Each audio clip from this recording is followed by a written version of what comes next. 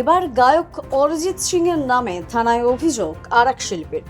সূত্রের খবর, গতকাল তালতর গ্রামে শুটিং চলছিল অরিজিৎ সিং এর। সে সময় ব্যবসায়িক কাজে কোপাই গ্রামের আগে ধর্মতলা এলাকা হয়ে যাচ্ছিলেন শান্তিনিকেতনের পরিচিত এক শিল্পী এবং স্থানীয় বাসিন্দা কমলাকান্ত লাহা।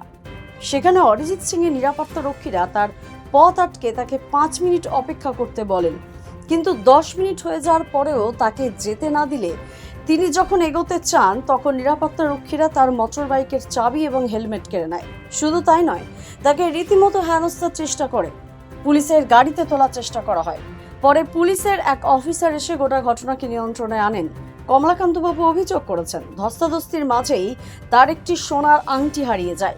তাই তিনি শান্তিনিকেতন থানায় অরিজিৎ সিং এবং তার নিরাপত্তা রক্ষীদের বিরুদ্ধে অভিযোগ দায়ের করেছেন।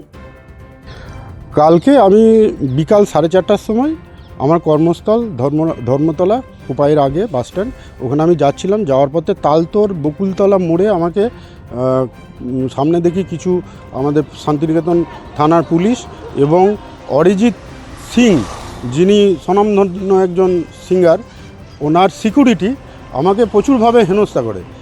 আমাকে প্রথম বলে যে শুটিং চলছে, আপনি 5 মিনিট ওয়েট করুন আমাদের জন্য। আমি দেখলাম যে ঠিক আছে, প্রত্যেক দিন তো শুটিং হয় না, একদিন হচ্ছে, আমি 5 মিনিট ওয়েট করে যাই। 10 মিনিট পেরিয়ে যায়, তারপরে ওনাকে যখন বলি উনি বলেন যে আপনাকে আরও 30 মিনিট ওয়েট করতে হবে। আমি তাহলে আমাকে আগে বলতে পারতেন, আমি ঘুরে অন্যদিকে যেতাম, বা আপনারা একটা সিকিউরিটি যদি ক্যানেল পার মোড়ে রেখে দিতেন তাহলে আমরা প্রান্তিক হয়ে ঘুরে যেতাম। এই উচ্চ বাচ্চ আমার সঙ্গে করতে করতে উনি আমার গাড়ির চাবি কেড়ে নেন এবং হেলমেট কেড়ে নেন। এই ধস্তাধস্তিতে আমার এই হাতে একটা আংটি ছিল, যেটা ফাঁকা হাত রাখতে নাই বলে একটা রিং এমনি পরে রেখেছি, তো সেটা আমার খোয়া যায়। আমি তখন কিন্তু জানতে পারি না, পরে আমি দেখলাম যে বেরিয়ে এসে দেখছি যে আমার এইরকম খোয়া গেছে।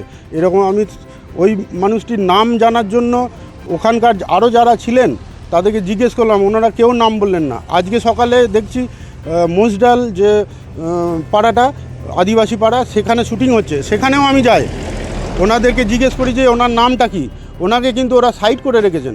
হ্যাঁ, ওনাকে আজকে কর্মস্থলে আসতে দেননি শুটিংয়ে। হ্যাঁ, আমি ওনার নাম না জানতে পারলে ওনার ছবি করে এনে আমি থানাতে দেখাতাম। হ্যাঁ, কারণ আমি যেহেতু ওনার নাম ঠিকানা জানি না, এফআইআর করবো। হ্যাঁ, তো ওনাকে আমি দেখতে না পেয়ে আমি ওইভাবেই লিখি যে অরিজিৎ সিং মহাশয়ের একজন সিকিউরিটি। হ্যাঁ, এইভাবেই আমি লিখে থানাতে জমা দিই। হ্যাঁ, থানা বলে যে ঠিক আছে, আপনি রিসিপ্টটা নিয়ে যান। এখনও এফআইআরের নাম্বার আমাকে দেওয়া হয়নি। হ্যাঁ, শুধু একটা রিসিপ্ট দিয়েছেন, ওনারা বলছেন আমরা ডেকে নেব। হ্যাঁ, তো আমাকে যেভাবে হেনস্থা করে, এইভাবে ধরে পুলিশ ভ্যান ছিল পিছনে দাঁড়িয়ে, সেই পুলিশ ভ্যানে তোলার চেষ্টা করে।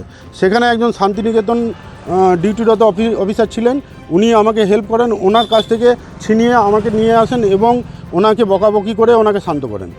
হ্যাঁ, তো উনি অরিজিৎ বাবুর একজন সিকিউরিটি, ওনার ভদ্রতা এইরকম। হ্যাঁ, আমরা কি অমানুষ? আমরা রাস্তায় যাচ্ছি, আমাদেরও তো সময় দাম আছে।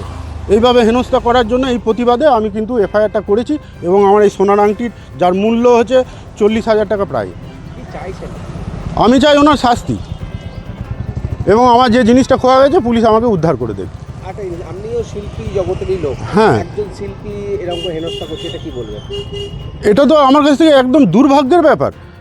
এইরকম জিনিস হওয়াটা তো, উনি একজন সেলিব্রিটি, ওনার মতো মানুষ আমার বাড়িতে আসেন। আমি যে কাজটা করি আজকে দেশে বিদেশে জিজ্ঞেস করবেন, পণ্ডিত রণধীর রায় স্টাইলের এজরাজ আমি যে বানাই, সেই যন্ত্র কোথায় কোথায় যায়, আমি কোথায় কোথায় পাঠিয়েছি, তাদের আমি দরকার পড়লে এই মিডিয়ার সামনে আমি নাম ঠিকানা তাদের আপনাদের সামনে দিতে পারবো। আমার Japan, Germany, USA, Canada, Bangladesh তো আছেই। তো আমি একজন শিল্পীর সিকিউরিটির কাছ থেকে এরকম ব্যবহার পাবো? আর আমাকে আবার বলা হচ্ছে যে আমি গালমন্দ করেছি।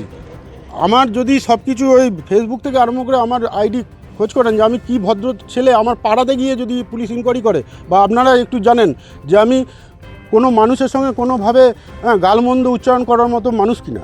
বোলপুর থেকে বিশাল দাসের রিপোর্ট, দ্য সহজ পাঠ।